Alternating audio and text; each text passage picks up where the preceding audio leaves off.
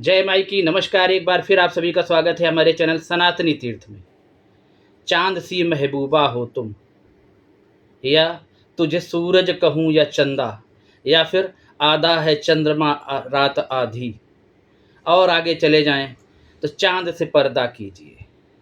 यानी चांद इतना सुंदर है कि चांद के सौंदर्य को साहित्य और शेरो शायरी, गाने, हजारों गाने चांद पर लिखे गए। माने चांद से लोग तुलना करते हैं। प्रेमी प्रेमिका से कहता है तुम जिगर का टुकड़ा हो, तो दूसरा कहता है तुम चांद का टुकड़ा हो। इतना सौंदर्य चांद का, लेकिन फिर भी चांद पर दाग है। एक बार फिर आपका दोस्त, आपका साथी लालजी वाजपेयी हाजिर है। आज चर्चा बेदाग, कभी बेदाग था लेकिन अब आज दागदार है हमारा चांद, ऐसा कहा जाता है।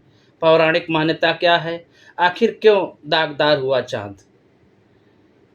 पूर्णिमा की रात आती है, चांद खिला होता है, रोशनी खिली होती है, खूबसूरती होती है, चांद की अलग सौंदर्य होता है। और अमावस्या की रात में चांद का लोप हो जाता है। आखिर क्या था ऐसा कि दागदार तो है चांद, लेकिन आज भी उसकी तुलना उसके सौंदर्य के बराबर कोई दूसरा नहीं ठहरता। इसके पीछे जो एक पौराणिक कथा है, आज हम बात उस पर करते हैं। स्कंद पुराण के अनुसार चंद्रमा बहुत ही खूबसूरत, उसके सौंदर्य और उसकी सुंदरता का कोई सानी ही नहीं था। राजा दक्ष को लगा कि ये मेरा दामाद बन सकता है, मेरी पुत्रियों का वर बन सकता है, पति बन सकता है। लेकिन उनकी पुत्रियां थीं 27, और 27 पुत्रियों का विवाह उन्होंने चांद के साथ किया।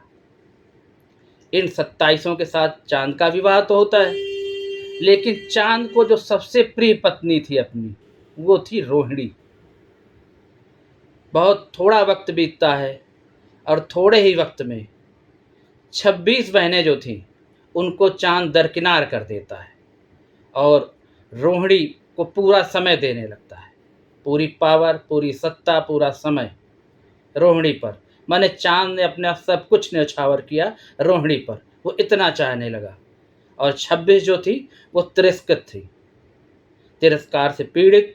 और एक समय या एक वक्त ऐसा भी आया कि चांद ने अपनी 26 पत्नियों को घर से ही निकाल दिया। वो रोती बिलखती अपने पिता दक्ष के पास जाती और दक्ष को सारी घटना बताती, जिससे दक्ष बहुत क्रुद्ध होते हैं, बहुत क्रोधित होते हैं कि मैंने तो 27 बेटियां जो थी उनकी शादी चांद के साथ की थी, ना कि केवल रोहिणी की।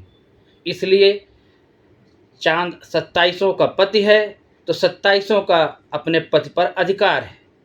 क्रोधित होकर दक्ष ने शाप दिया कि तुम्हें अपनी खूबसूरती पर बहुत अहम है चंद्रमा, जाओ तुम क्षय रोग से पीड़ित हो जाओ। ये सुनकर चांद पागल हो गया कि क्षय रोग हो जाएगा तब मैं क्या करूँगा। अब तो मेरी सुंदरता, जो पूरी सृष्टि में सबसे सुंदर कहा जाता हूँ, वो चली जाएगी, क्षीण हो जाएगी। उसको कुछ समझ में नहीं आया। फिर उसे एक युक्ति सूझी, उसके मन में एक आइडिया आया चंद्रमा के, कि जब भी कोई बड़ी प्रॉब्लम फंसती है तो सब लोग भोले शंकर के पास भागते हैं, तो मुझे शिव जी की शरण में जाना चाहिए। चांद भी भगवान शंकर के पास पहुंचा और लंबे समय तक उनकी उपासना तपस्या की। उपासना तपस्या जब की तो भोले ठहरे भोले। भगवान प्रसन्न हुए, बोले बोलो चंद्रमा, तुम्हें क्या चाहिए? तुमने बहुत निष्ठा के साथ मेरी तपस्या की है। चंद्रमा बोला, प्रभु देना है तो मुझे वो वर दीजिए जिससे मैं बहुत विचलित और बेचैन हूँ। मुझे राजा दक्ष ने शाप दिया है कि जाओ तुम्हें क्षय रोग हो जाए, तो मैं क्षय रोग से पीड़ित हूँ। भगवान शंकर कुछ देर सोचते रहे, फिर सोचने के बाद बोले कि मैं पूरी तरह से इस शाप से तुम्हें मुक्त तो नहीं कर सकता, लेकिन इसे कमजोर कर सकता हूँ, इसे घटा सकता हूँ। उसका परिणाम रहा कि जब महीने की शुरुआत होती है तो चंद्रमा प्रारंभिक दिनों में घटता रहता है। जब शुरुआती महीना हमारा होता है तो शुरुआत में घटता है और फिर 15 दिन के बाद बढ़ना शुरू होता है। और जब शुरुआत के 15 दिन जो होते हैं ये कृष्ण पक्ष के होते हैं, और 15 दिन बाद जब चांद बढ़ना शुरू करता है, बढ़ोतरी की ओर होता है, उसका आकार बढ़ता है, उसका प्रकाश बढ़ता है, समय परिवर्तित होता है, और फिर जब पूर्णिमा आती है तो पूर्ण रूप से होता है। वो शुक्ल पक्ष का समय होता है, यानी उसका रोग 15 दिन इधर घटता है और घटने के बाद फिर वो उससे मुक्त होता है, लेकिन अमावस्या की रात में वो पूरी तरह से उस सांप से ग्रसित होता है और अपना सौंदर्य खो देता है। चंद्रमा को लगा कि मेरे पास बचने का कोई विकल्प नहीं है। बोला, प्रभु अगर मेरे जीवन में या मेरे सम्मान के लिए ये उचित है तो इतना ही कर दीजिए कि कम से कम थोड़े ही समय, महीने के आधे समय मेरी कांति तो बची रहेगी, मेरा सौंदर्य तो बचा रहेगा। कहने के लिए मैं 16 कलाओं से युक्त हूँ और मेरे पास कुछ बचा नहीं। भगवान शिव बोले, एवं मस्त, लेकिन तुम्हें अपनी 27 पत्नियों को भी स्वीकार करना होगा। तो चंद्रमा की प्रिय पत्नी रोहिणी, लेकिन जो 26 हैं ये सब हुई नक्षत्र, जो हम लोग खगोली या ज्योतिष में राशियां हैं, और राशियों के साथ 27 नक्षत्र भी हैं। रोहिणी, मृगशिरा, इस तरह से करके 27 जो नक्षत्र गिने जाते हैं ये सभी चंद्रमा की पत्नियां हैं। और चंद्रमा उस रोग से पीड़ित हैं, माने क्षय रोग से।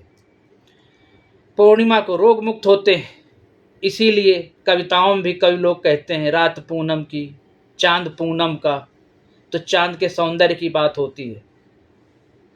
अब भगवान को प्रसन्न कहाँ किया था, कहाँ तपस्या की थी चांद ने, तो वो जगह थी गुजरात की। गुजरात में एक जगह है प्रभास पाटन, वक्त के साथ वहाँ का नाम बदल चुका है, ये बात दीगर है।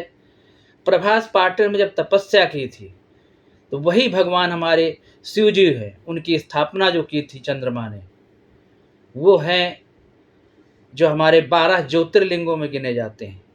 भगवान शंकर सोमनाथ, सोमनाथ का मंदिर प्रारंभिक जो बुनियादी मंदिर है वो चंद्रमा द्वारा स्थापित है। समय के साथ मंदिर टूटता रहा, यहाँ तक कि महमूद गजनवी ने तो इसे कई बार तोड़ा, लूटा, और समय समय पर इसका पुनर्निर्माण होता रहा। तो भगवान जो भोले सोमनाथ हैं, उस शिवलिंग की स्थापना चंद्रमा द्वारा ही की गई थी, और वही जो प्रभास पाटन जगह है वहाँ बैठकर पूजन किया था उसने।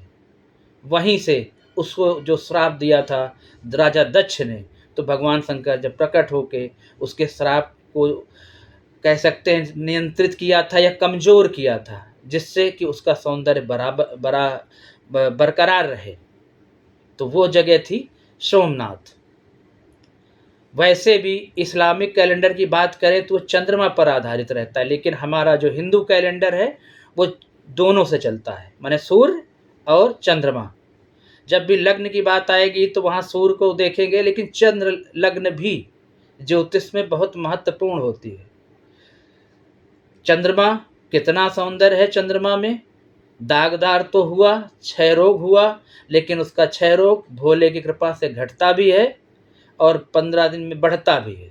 ये प्रक्रिया चल रही है, लेकिन कुछ भी हो उसके सौंदर्य को दुनिया आज भी नमस्ते कर रही है, आज भी स्वीकार कर रही है। इसीलिए अपनी कहावतों में, अपनी बोलचाल की भाषा में, या जब कभी किसी की सुंदरता से तुलना करते हैं तो भले राजा दक्ष से शापित है चंद्रमा, लेकिन हम लोग एक ही चीज़ कहते हैं, चांद का टुकड़ा। तुम्हारे लिए क्या कहूँ, तुम तो चांद का टुकड़ा हो, तुम्हारी बराबरी कौन करे, तुम तो चांद हो, मेरी ज़िंदगी के चांद हो। ऐसी ढेर सारी कहावतें कही जाती हैं। मुझे उम्मीद है आपको ये वीडियो अच्छा लगा होगा। पुनः निवेदन है, वीडियो को सब्सक्राइब करें, वीडियो को पूरा देखें और आगे बढ़ाएं, शेयर करें। जय माई की तो चिंता काहे की।